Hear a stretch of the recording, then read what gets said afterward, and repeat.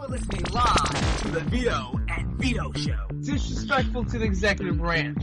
I would remind you that extremism in the defense of liberty is no vice. Don't sign the damn deal, and the president won't. Therefore, I do not believe that the majority can vote a man's life or property or freedom away from him.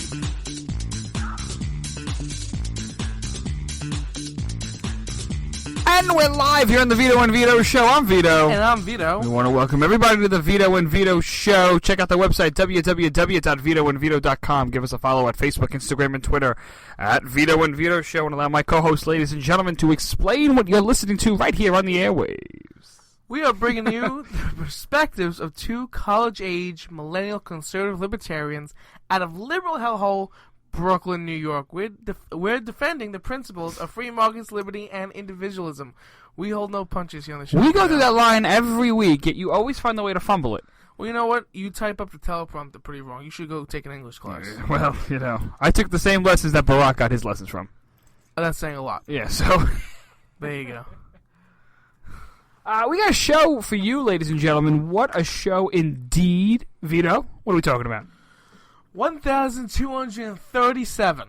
Those are the delegates you need, but the RNC rules, that's what we're going to talk about. We're talking about the RNC rules tonight. Vito and I got into a bit of a debate, a bit of a scuffle over this. Vito believes, I'll let him speak for himself a little later on in the program, but we're going to talk about if a candidate should get 1237 in order to clinch the nomination for the Republican Party. We're going to go ahead and talk about Wisconsin after Ted Cruz's big victory. Let's go, Ted Cruz. Yes. All right. Golf clap. Yes, golf clap. I think I got something here in the graphics for a little. Oh, there we go. Very good. Hey, a little round of applause, ladies and gentlemen, if you know. And also, there's a socialist club. It's called Meet the Socialists at my school, Brooklyn College. The renowned college as the home of Reverend Al and Bernie Sanders and all those great socialists. Yep. So we tweeted that picture out. Make sure you see that picture before we start talking. You don't know what the hell we're talking about. At Vito and Vito Show on our Twitter. We're going to be talking about that socialist. That's going to be a little later on. Later on in the program is going to be fun. Vito, you have socialist at Brooklyn College. Who would have thought? Yeah, of course. This is again the home of Reverend Al Sharpton, the home of the socialist. He didn't Bernie Sanders. Bernie stayed there for a year, then transferred to the University of Chicago. When he mastered his art of socialism. When he mastered the art of socialism. And public deception. Yeah. Where he took Saul Alinsky 101. We also have in that school Barbara Boxer, senator from California. Ain't she wonderful, Vito? She's my favorite senator, of course. Favorite senator. Yeah? Yeah, a wide collection of socialists. So I love it right now. Vito, what's the call-in number? 718-705-4469. Very good. I think that's the number. If you call it and you get an Asian, like a Chinese restaurant or something, or a pizzeria. It's the wrong Vitos if you dial in up a pizzeria. Yeah. I just want to let everyone know, if you're listening to replays of the broadcast on different networks like WNJC, WNJC, Philadelphia. Yes, K98, Red State Talk Radio, all these other stations. If you're not listening to the live broadcast of the Vito and Vito Show, Thursday nights at 8 p.m. Eastern Time at www.vitoandvito.com by clicking the Listen Live link, you cannot call in. So please be aware, if you're not listening live, you cannot call in. You can only listen. But I'm sure some of the callers that are going to be calling in have the same ideas that you might have, or the same questions, nonetheless. If you call in after the show's over, you might get a voicemail. I don't know if we set up the voicemail yet. Either way, maybe one of us will answer, or it might really be the pizzeria. Yeah, it might be. It's a direct line to our pizzeria, Vito and Vito. All right, so let's talk about this, Vito. Should you get 1237? Break it down, because I know that this really sparked a good controversy. And Trump is arguing you don't need 12. You shouldn't need 1237 for the convention. It should be the person with the most delegates. Cruz, on the other hand, and his camp are saying no. You should get the required number of delegates that the RNC talked about earlier in the year. Vito, break it down. Well, that directly affects Trump and Cruz, because if you get the highest number, then Trump wins because he's in the lead. But Cruz, if Cruz says that you have to get the threshold and you don't go to a brokered convention, that directly helps Ted Cruz. But looking at it from an outside standpoint, because I am neither Donald nor Ted, or John Kasich. I don't know if he's still in there. That poor guy.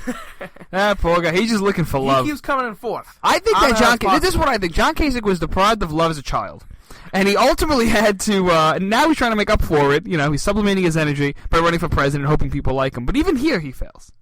Yeah, because he eats pizza with a fork. Oh, I know. We've seen that. We're going to break that down also here on the Vito and Vito show. We're going to break down his fork. Yeah, we're going to. Yeah, tell me about it. But nonetheless, let's talk about this right now. So this is where the argument shapes up. Vito put out a Facebook post. And it caused a lot of controversy. He said... I like to do that. Well, how about you just read the quote? Can you read the quote for us?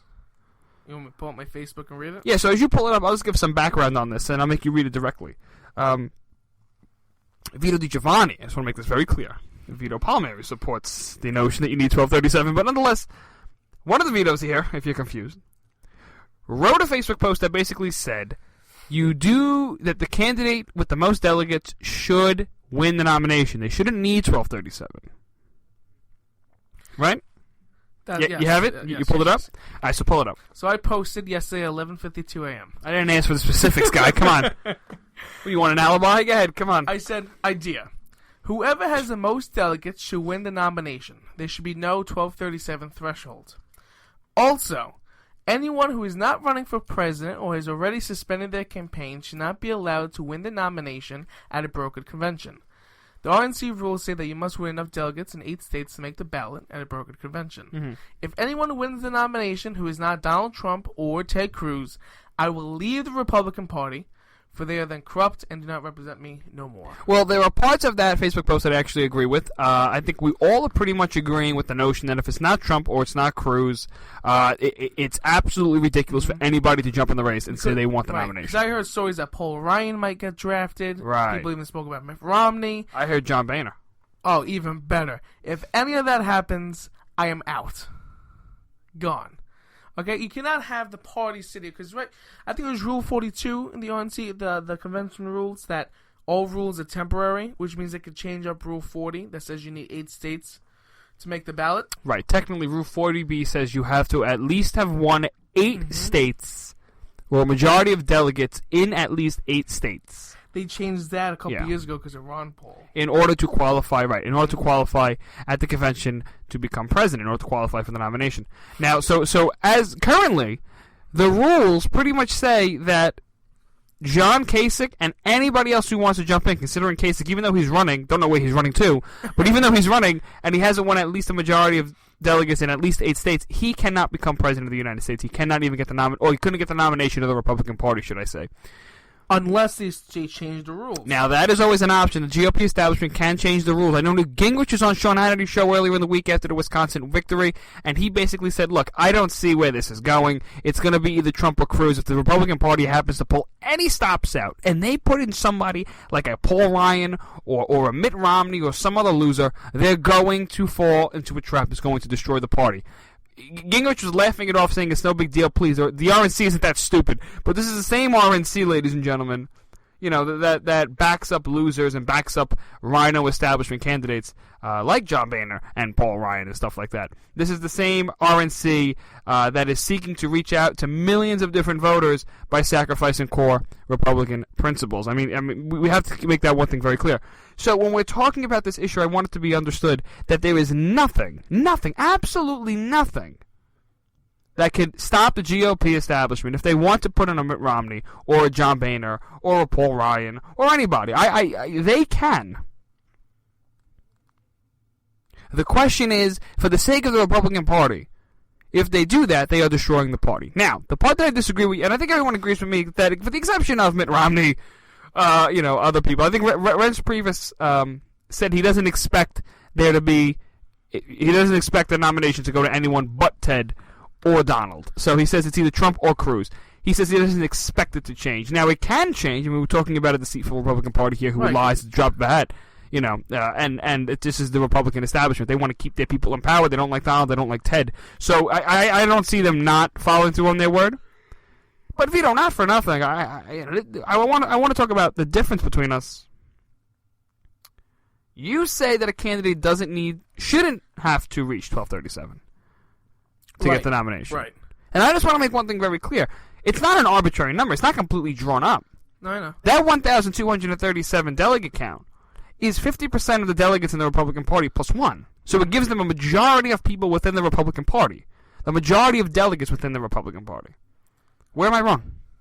No, that's right. That's a fact. That's math. Great. That's simple math. So you could do, I could do math, you could do math. John Kasich can't do math, ladies and gentlemen. He needs about 120% of the remaining delegates to clinch the nominee. 122%. Please, Vito, tell me how this Common Core governor out in Ohio, who expanded Medicaid in his home state, welcomed Obamacare with open arms. Please explain to me how this reformer, as he calls himself, cannot do simple math. Because he took Common Core classes. Where am I wrong, Vito? Why shouldn't a candidate get 1237? I think if you don't get the 1237 right now, if you don't get the threshold, it goes to a brokered convention. Right.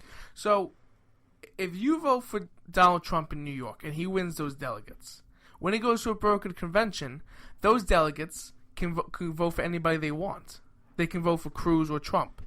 So all these guys who voted for Trump, who want Trump, who happen to be a lot of delegates, a lot of votes went towards Trump because he's a front runner. Essentially, all those delegates, the second time around voting for the brokered convention, can now turn around and all vote for Cruz. Now, how is that fair? And how does that more represent the people in the Republicans in the Republican Party? Well, I think it represents them because effectively what you're thinking about is that the delegates are effectively like it's like the Electoral College. So that's pretty much the idea behind the concept. So when we're talking about people in the Republican Party that make up the delegate list, those people that are delegates vote for the nominee effectively. The same way like electors vote for president. So the people are not necessarily voting for the candidate per se, they're voting for a delegate to go and help them. And to vote for that candidate. The rules are pretty clear in the beginning of the entire primary process. When you had over 12 million Republicans running on that ticket, the rules were clear. You needed 1,237 delegates. This number is stuck in my head. I remember this number more than I remember my own damn birthday. You need 1,237. Those are the rules prior to the entire process to begin with. To change the rules now is ridiculous. I'm not saying change. And I know you're not arguing that, but I just want to make this clear for future references. That it doesn't make any sense to sit at 1237. Or rather, to do away with 1237. Because, like I said, the majority of the Republican Party, the delegates in those Republican Party, they're voting for the candidate. Under the same rationale why electors vote for the President of the United States. So the only reason why you have this is because instead of the people just putting in anybody they want under a popular vote, that wouldn't be fair. That wouldn't be fair to a lot of minorities. A lot of smaller states, a lot of bigger states. It would be an unfair balance of power. So what you have is a lot of these candidates the Republican Party going about the delegate system, and the delegates choose the nominee. Now explain to me, Vito, if I don't reach 1237, let's assume for a moment that, let's take the scenario to an extreme. I've been called an extreme guy. Let's take this scenario to an extreme. Let's say that there is one candidate who receives 70 delegates. And there are 1,200 other delegates who receive 2 delegates apiece. Obviously, there is no support behind the guy with, at least no broad support behind the guy with 70 delegates. So the point that I'm trying to make is you could have all these people running, all these different scenarios. The point is to get at least 50% plus 1 of the delegates that make up the Republican Party to vote for that candidate. There's 68 more delegate support for that one candidate. And if it goes to a brokered convention under these rules, all those delegates can now vote for whoever they want to. And they can go rally against one guy who got 1 delegate. And he'll be the nominee.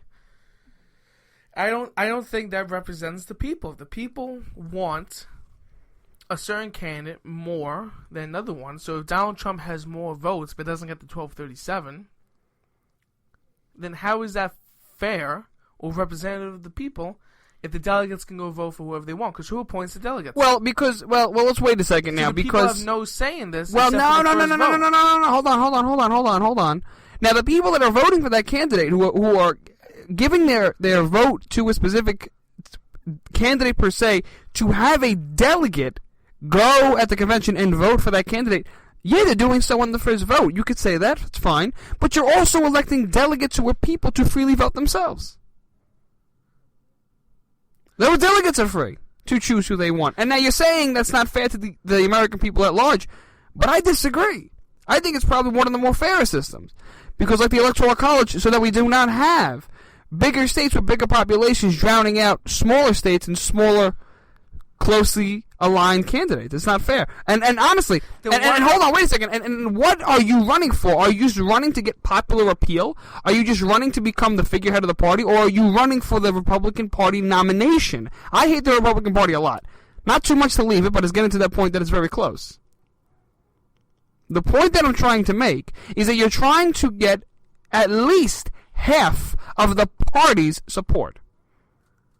Half of the party's support. The people, not the party.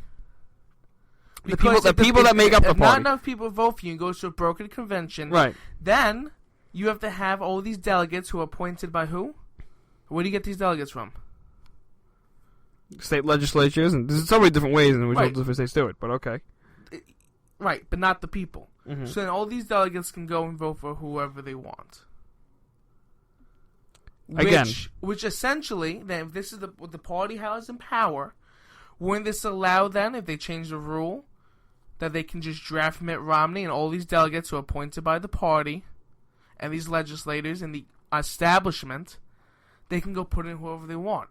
And if you're so worried about disproportion among the states, like I get with the Electoral College, but this is a party process, not the United States general election. If you're so worried about disproportion with the popular vote, how about you have the delegates, so New York is 95 and West Virginia is how many, and it's all proportional, but you still have whoever has the most votes wins it. So you have to, instead of going to a brokered convention, that's when the delegate. That's really my biggest problem, is that the delegates now can vote for whoever they want. Even though that could probably help Ted Cruz, I'm talking in theory. I'm talking about the rules, not who it's going to help or who it's going to hurt. I'm talking about the future, or what I think, at least. So you have all these delegates, and now they can vote for whoever they want. So you didn't vote for these delegates, you didn't elect these delegates. Who becomes delegates? Who? You gotta be friendly with the establishment and these Republican officials in your state? How many public officials, both Republican and Democrat in New York, have gone to prison or being investigated? So how do you... So then, hold on. These people are picking the delegates. Okay. I see where you're coming from, but now answer me this. What happens if you get to a convention where there's... Because this is really the whole point of a delegate to begin with. What happens if you get to the convention and there's a tie? How do you break the tie? What do you have, one, final wild card election round? How do you break a tie if there's no delegates, if there's just a popular vote? There would be no plausible way to do that without cheating somebody out of a system. So the delegates are per se there to break the tie, or at least get over the majority in the Republican Party. I said you have the delegates. You make sure that it's not even, so you don't have a tie, because you get 1237. Yeah, but you want to do away with 1237. But you said you don't want to. You just wanted someone, whoever's having the majority of delegates gets the nomination. Who has the most? But you still have the delegates with right. with each state, which is proportional.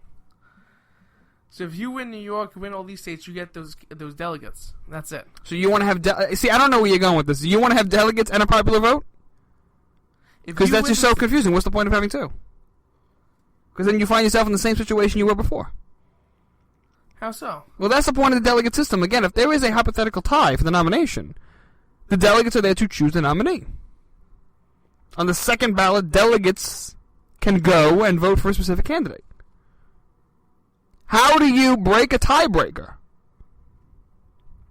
It's almost impossible. All right. If you just take your example of a popular vote, just popular vote amongst the people, no delegates, get rid of the delegates, just a popular vote. And don't get me wrong, the delegate system is flawed. Sure, all systems are flawed. But pretty much, the delegate system is in place to represent the Republican Party. Go about your popular vote perspective. How do you break a tie? How? How in any way, shape, or form? If one guy gets one more popular vote than the next guy, how does that show me anything about the Republican Party? What are you bringing together? Because the nomination process is a collection of people agreeing to a candidate on the basis that when you vote for a candidate, you're same time voting for a delegate, and you're then voting for that delegate because you voted for that candidate to persuade that delegate to vote for the candidate that you've effectively voted for. There is no way at 1237. It's not an arbitrary number. That's how we started this point off. It's not arbitrary. It's meant for something. That 1237 number is important. Right, but the real problem is the brokered convention. Well, then the thing is, how do you deal with the brokered convention? And I think the best way to have a fair brokered convention is to set the rules up. Because you could change the rules right up to the convention, to the day of the convention. The rules committee can meet and change the rules tomorrow. So what should you do? You should have the rules set prior to when the primary season even begins. Prior to Iowa. Set the rules way before. And if you're able to set the rules way back in November and September of 2015, for example, we wouldn't be in this whole, what would the rules committee do in 2016 in July? It would already be taken care of. There would be clarity for everybody. But there is some type of clarity right now. You need 1237. You need 50% plus 1% of the delegates in order to take 51% and have a majority in the Republican Party. We're going to break. When we return to the Vito and Vito show, we're going to talk about college campuses, Wisconsin, and some folk calls. We're going to return right here to the Vito and Vito show.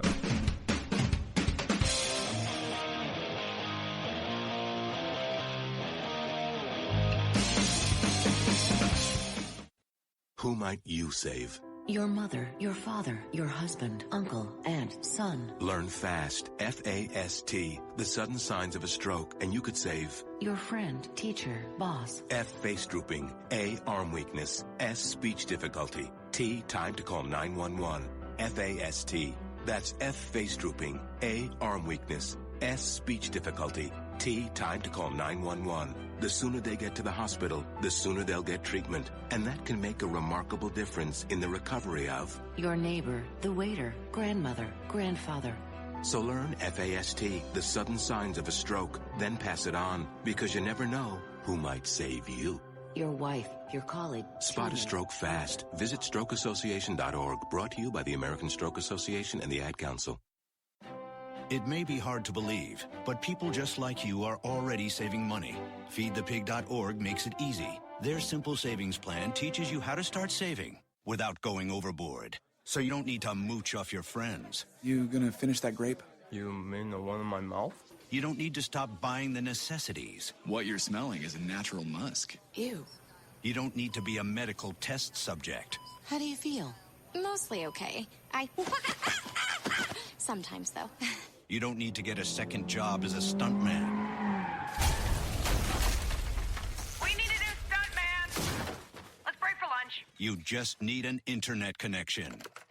Don't get left behind. Start your personal savings plan with the tips and tools on feedthepig.org. That way, you don't need to sell your soul to the devil. $15 is the best I can do. All right, deal. Brought to you by the American Institute of CPAs, the California Society of CPAs, and the Ad Council.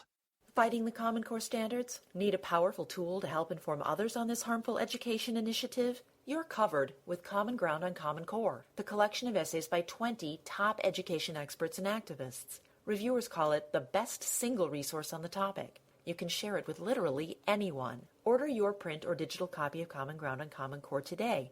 Just visit resoundingbooks.org. That's resoundingbooks.org. And get $2 off when you tell them Vito and Vito sent you. Paid for by Resounding Books Pack.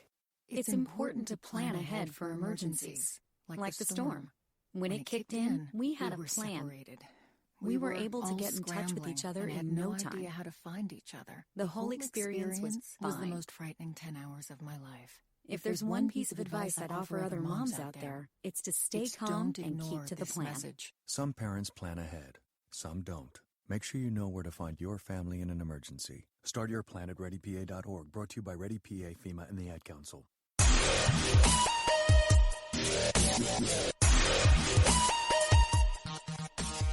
And we're back here on the Vito and Vito Show. Check us out on Facebook, Twitter, and Instagram at Vito and Vito Show. And, of course, our website, www.vitoandvito.com. Give us a call. Talk to us. 718-705-4469. Write that number down because I'm getting tired of saying it. That's right. 718-705-4469. He's getting annoyed saying it, ladies and gentlemen. Just for the record, want to make everything very clear. Want to make everything, unlike the Republican Rules Committee, who's going to make up these rules the day of the convention to try to force in their rhino establishment candidate. I want to be very clear with everybody. If you're listening to the program, you can only call in at 7:30 p. Excuse me. Jesus. Lost track. You're really clear. I see numbers all over my screen. Sorry. You can only call into the Thursday night broadcast at 8 p.m. Eastern Time. At www.vitoandvito.com. That's where you can hear the live broadcast Thursday at 8. If you're listening to a recorded broadcast of the program on a different network or on Spreaker, or any other thing like iTunes, we encourage you to listen to the program and enjoy.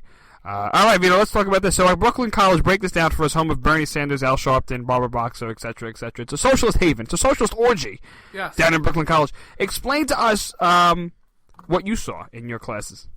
So, They like to have these extracurricular activities, these clubs. Like basket weaving, right, and chalk cleaning, and right. Racer beating, and stuff like that. I don't know what you do in your school. But it had to take care of a safe space. Right. All that. How to maintain your safe space. Yeah. So, in the cafeteria, my friend sent me this picture. He happens to be one of the few conservatives. That I know at Brooklyn College. There's a club. There's a picture on Twitter they were talking about. You can see that at Vito and Vito Show. Mm-hmm. It's called Meet the Socialists. Oh, boy. That's right. You can meet them, talk to them, give them your money, and then go, leave, and be broke. You mean they're not going to rip it from you by force or something? No. They're more like democratic socialists. What the hell does that mean? They have everybody agree that they're going to take away your rights and money. So it's all the socialists come together. By force. And then take it by force. Okay, all right. So give you a chance. They say, give it to us, or we'll break your knees. Yeah. So what is the club called? Meet the Socialists. Meet the Jetsons or Meet the Jeffersons. That's what it's like. Yeah, that's ridiculous. Right in the cafeteria. It's where I go. I eat. I hope so. That's what what you do people there. in the cafeteria. And you see the picture here, and these people signing up. There's books. Yeah. Probably the Communist Manifesto. Would be shocked. I see a sticker. I'm zooming in, and it says Trump, system that spawned him. Okay. Okay. All right. This is interesting. Meet the Socialist at Brooklyn College, ladies and gentlemen. This is another example of the socialists take over America, starting at the university system. Again, how is Islam so popular? Like, why is radical Islam so popular? Because of the idea of radical Islam. As a result of the idea of radical Islam being spread by academics and by the intellectuals, it spreads down to the common man when he picks up a gun to blow up an American citizen, or to blow up people in Paris, or to blow up people in Brussels, because of the ideas in his head. The same thing with the United States. The only way, how does the Cuban Revolution happen? How does Castro get as many people to join him?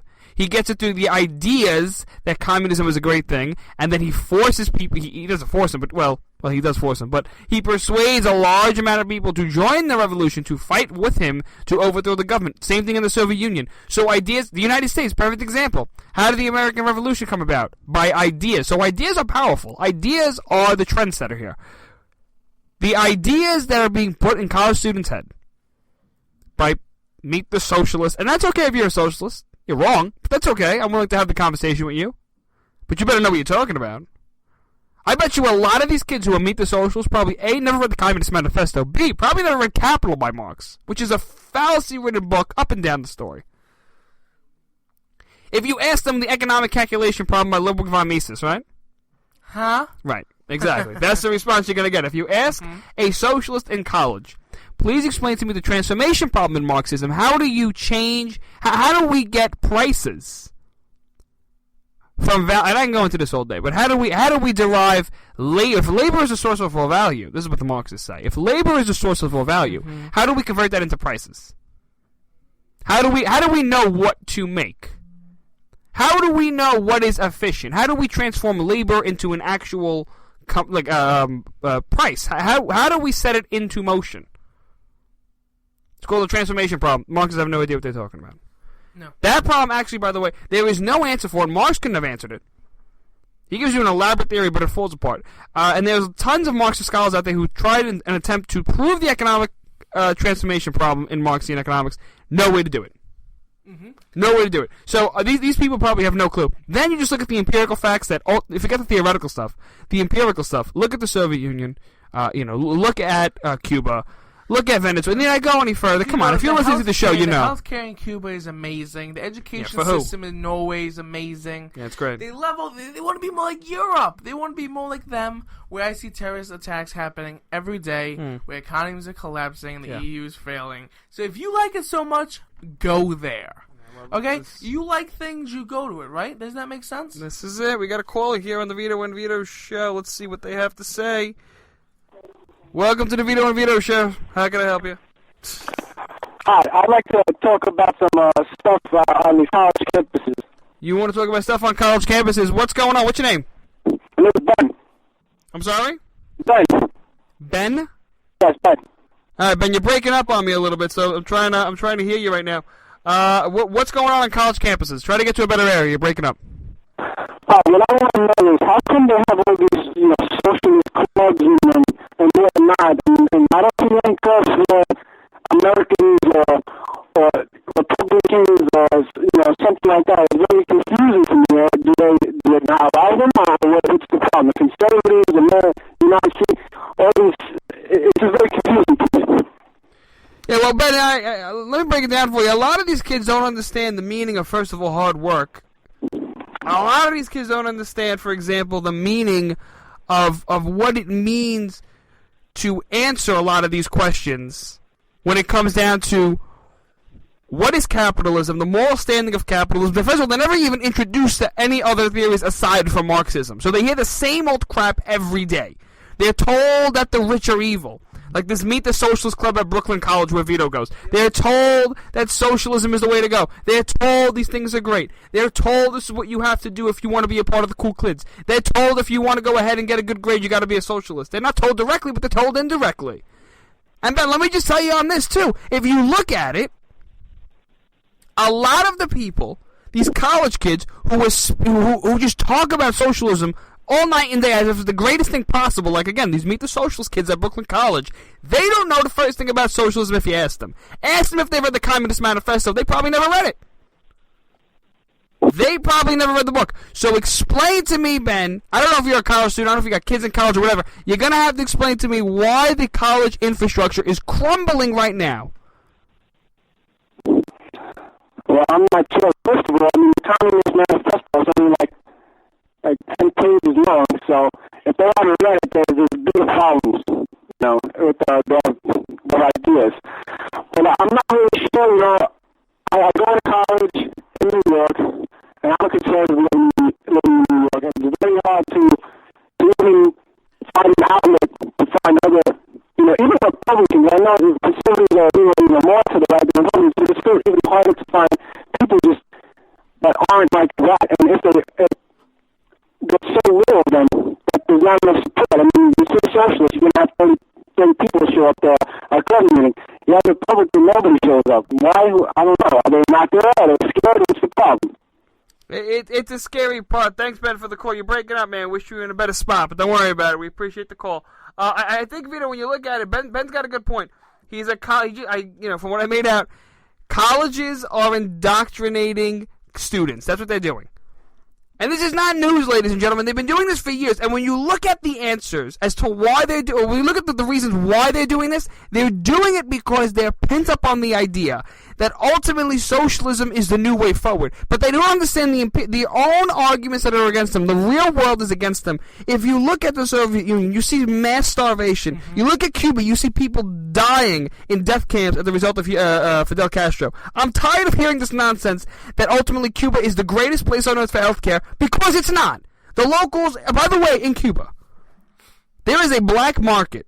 The National Review wrote an entire article on this, and they had an actual nurse that fled Cuba fled the Cuban healthcare system for the United States healthcare system, came here for freedom and liberty, and she asked her a question, what is healthcare like in Cuba? You know what she said, Vito?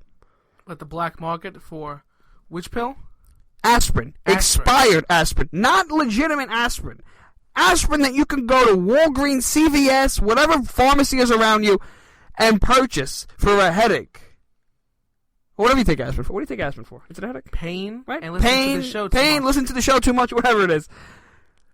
There is a black market, and those pills range for hundreds and hundreds of dollars. For expired aspirin. So and I'm tired of hearing the nonsense, too, also, about infant mortality. Cuba has such a low infant mortality. I don't care about Cuba's infant mortality rate. First of all, the government skews statistics. There's another article in National Review that outlines that and exposes that. Right, number just like one. in North Korea when they won the Olympics 20 years in a row. Right, exactly. Number two, if you look at the Cuban healthcare system on the whole, you have three types of systems. You have, first of all, a system for the foreigners, another system for the political elites, which are perfect, by the way. Of course they are. When Michael Moore went to go shoot the film Sicko in Cuba to talk about how great the Cuban healthcare system is, they took him to, of course, the beautiful foreigner healthcare places. Right, pretty much. Yeah. They do it all up just for the people Yep. like him. John Stossel did something. He did an expose on that. And John Stossel, who I love, by the way, showed the deterioration of local healthcare facilities at the hands of the Cuban government because there's a lack of efficiency and a lack of resources. Take it to the next level, Vito. Take it to the next level. Did you know that in Cuba, you have to bring your own toilet paper? You have to bring your own gowns, your own clothes, your own shower stuff? I bring my own toilet paper everywhere. I'm glad you do that. But nonetheless, this is what you have to do in Cuba. Because there is a mismanagement of resources. The Cuban healthcare system is an absolute disaster. So if you're going to appeal to, if you want to be a socialist, be a socialist in at least some type of logical way. And try to, and at least, if you can, that's an oxymoron. Yeah, but good luck trying to figure it out. These meet the socialists because they have no idea what they're talking about, and I would love to get one of them on the program just to go back and forth with them. Let's make that happen, Vito. Sure. Can we make that happen? Look up to them. Let's say hi. I completely despise your ideas and Yeah. think you're trying to try and take over the United States with Bernie Sanders. You want to come on my program? That's it. Just like that. You should ask those kids how much Bernie's program would cost. Oh, they don't know. And they're going to give me some BS argument. They're going to dance around the fact, but it's absolute nonsense. Well, if we raise everybody taxes by 100%, we should be able to pay for it in a couple of years. I spoke to a kid that supported Bernie today in my college, and he made the argument, and he's a pretty passionate Bernie supporter, and he said, listen, here's the deal. Bernie Sanders, he said how he's going to pay. I said, how is Bernie going to pay for free college? He said he told everybody how he's going to pay. I said, all right, how did he say he was going to pay? He's going to tax Wall Street. And you're going to have to go a little bit further than just taxing Wall Street. That's a very blanket statement. Tell me more. How do you intend to tax Wall Street? What? Wall Street speculation? What else? When Medicare and Medicare first started with LBJ, under the Great Society programs, Medicare was projected to cost the United States $1 billion per year.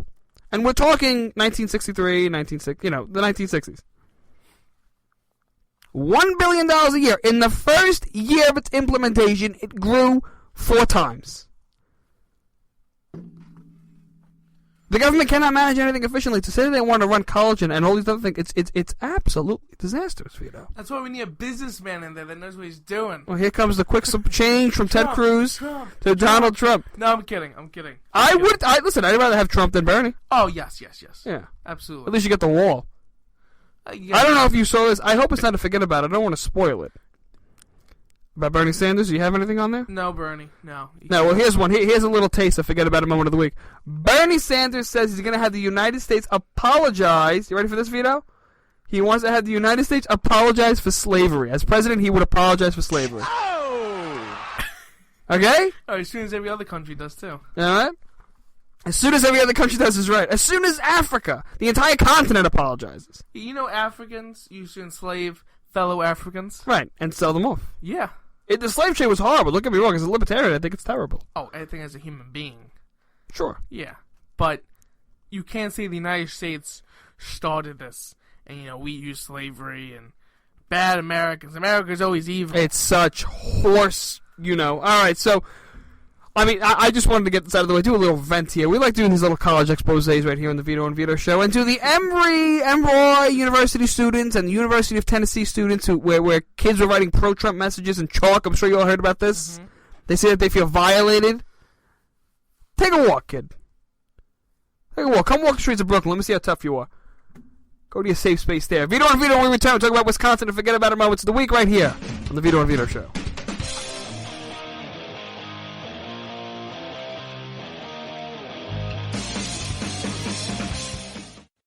Who might you save? Your mother, your father, your husband, uncle, aunt, son. Learn FAST, F-A-S-T, the sudden signs of a stroke, and you could save. Your friend, teacher, boss. F, face drooping. A, arm weakness. S, speech difficulty. T, time to call 911.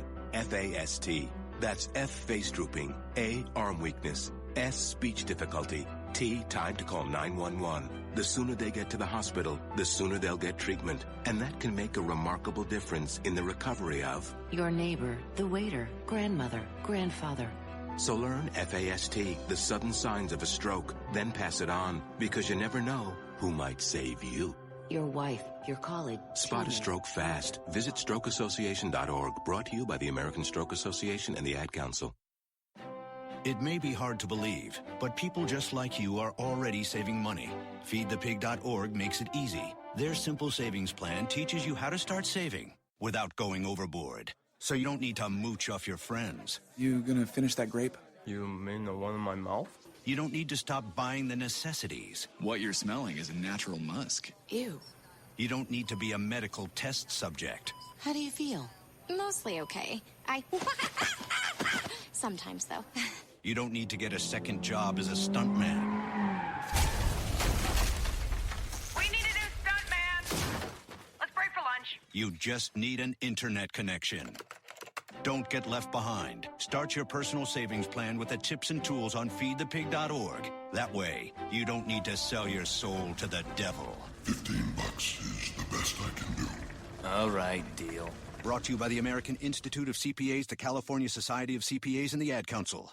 Fighting the Common Core standards? Need a powerful tool to help inform others on this harmful education initiative? You're covered with Common Ground on Common Core, the collection of essays by 20 top education experts and activists. Reviewers call it the best single resource on the topic. You can share it with literally anyone. Order your print or digital copy of Common Ground on Common Core today. Just visit resoundingbooks.org. That's resoundingbooks.org. And get $2 off when you tell them Vito and Vito sent you. Paid for by Resounding Books Pack. It's important to plan ahead for emergencies, like the storm. When it kicked in, we had a plan. Separated. We were able to get in touch with each other in no time. Idea how to find each other. The whole experience was the fine. most frightening 10 hours of my life. If there's one piece of advice I'd offer other moms out there, it's to stay calm and keep to the plan. Message. Some parents plan ahead, some don't. Make sure you know where to find your family in an emergency. Start your plan at ReadyPA.org, brought to you by ReadyPA, FEMA, and the Ad Council.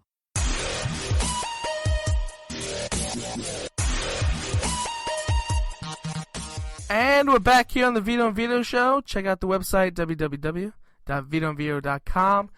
And, of course, follow us on Twitter, Instagram, and Facebook at Vito and Vito Show. Vito, Wisconsin. Yeah, Wisconsin primaries this past week, ladies and gentlemen. Ted Cruz winning big. Mm-hmm. Big victory for Ted. Yep. Yeah, Ted and Bernie. Yeah. Hey, good for him. Yeah.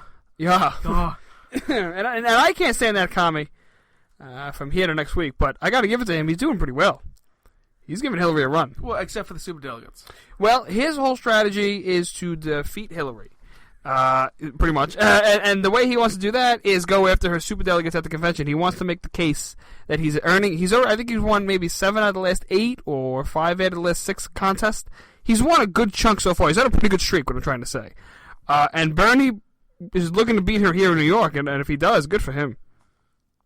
Isn't this like her home Which state? next week, by the way, we'll do a whole in-depth New York primary right before the April 19th thing, so we're going to have fun there. That's right. I mean, where's Hillary from? Because I know she was in Chicago. Is she from Illinois? So I know she moved here and became a New Yorker. That's what quotes. A New Yorker. And ran for Senate here. So everyone loves her here because she's a woman. Feminist icon. Yeah, great. Yeah, Hoorah. If you look at let me just tell you how close the Democratic Party has gotten pretty much. If you look at pledged delegates between Hillary Clinton and Bernie Sanders, Hillary Clinton has, in terms of pledged delegates, not super delegates, 1,280 delegates. Bernie has 1,030.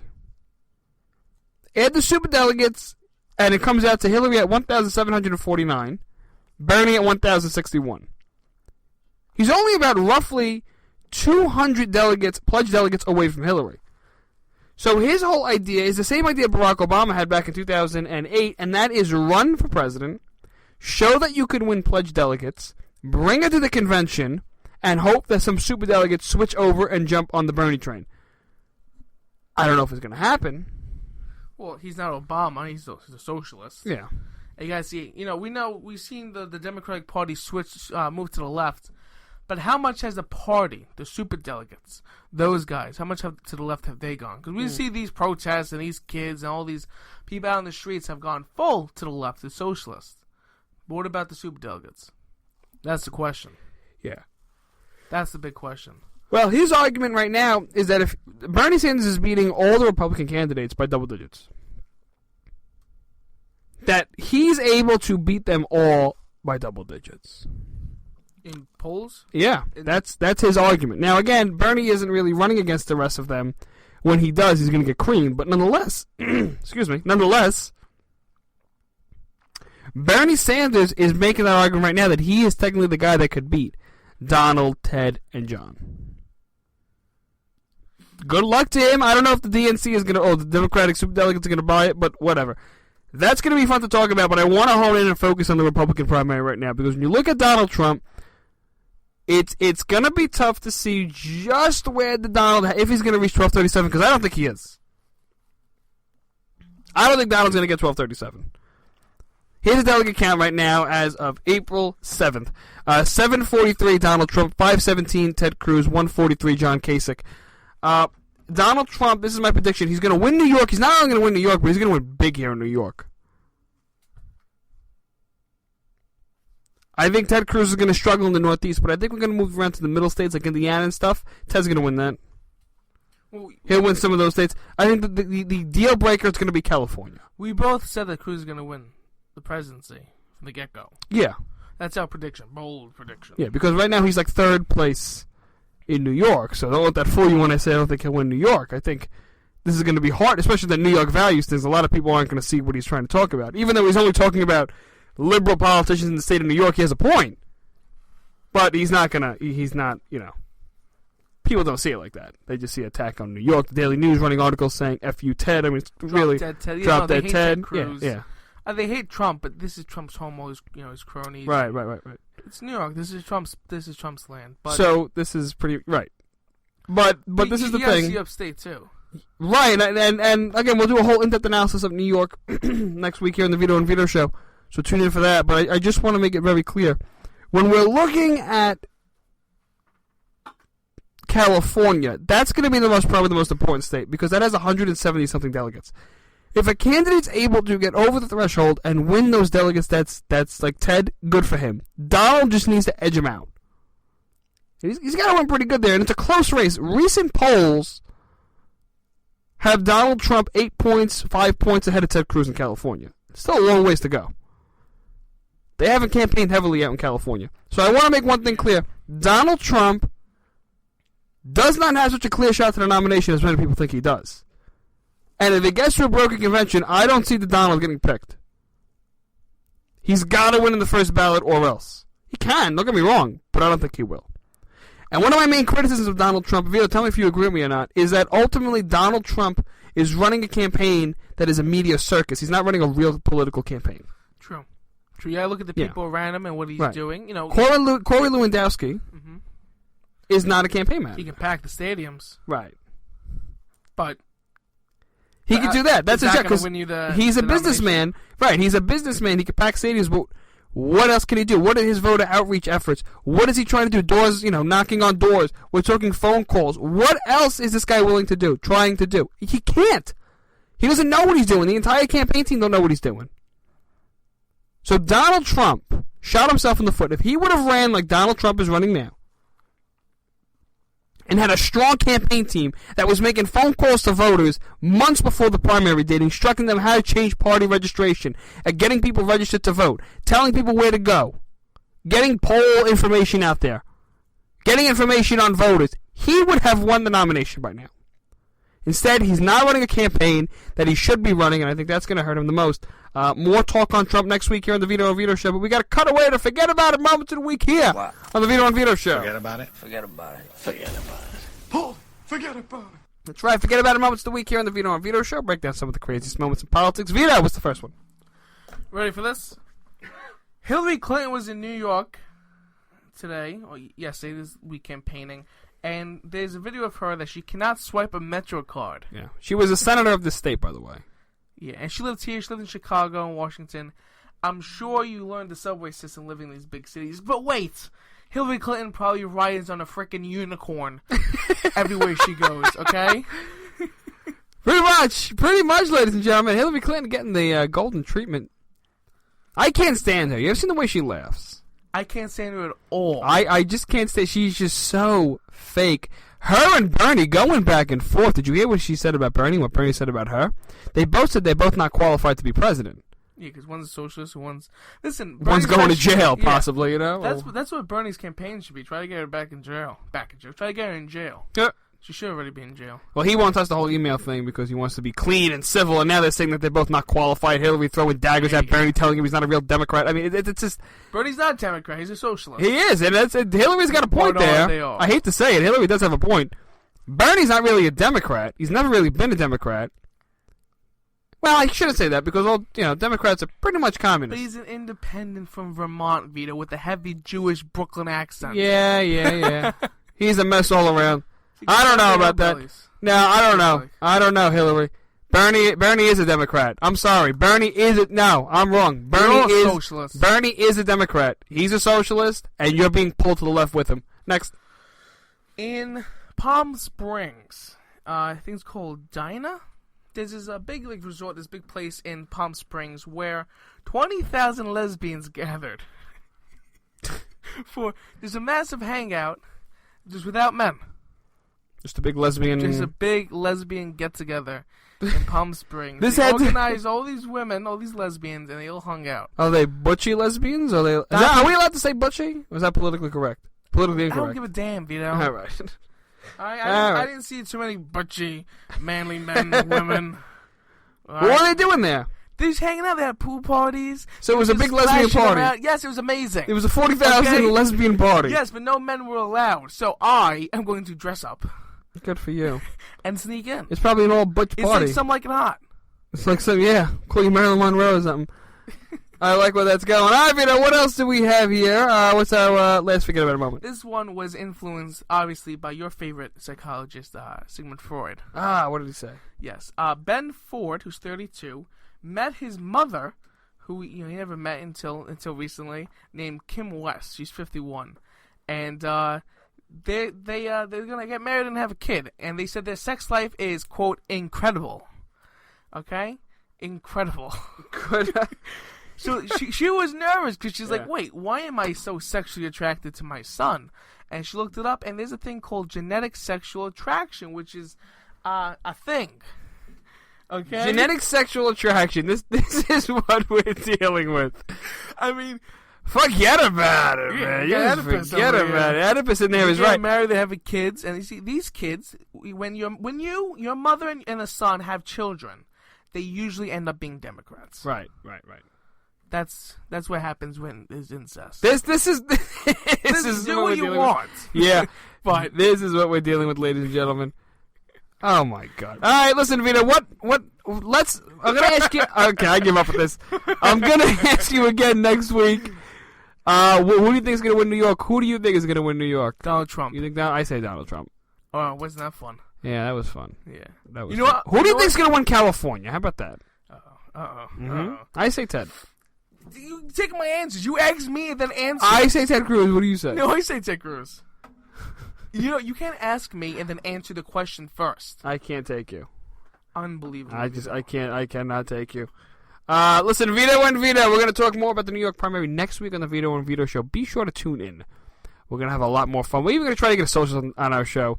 We'll see how that goes. Vito and Vito signing off here. New York primary coverage next week, Thursday, 8 p.m. right here on the Vito and Vito Show. Go to www.vitoandvito.com. Listen live at 8 p.m. Eastern Time, Thursday. Vito and Vito, give us a follow on Facebook, Instagram, and Twitter. Check out the website, www.vitoandvito.com. In Brooklyn, it's nothing but the truth.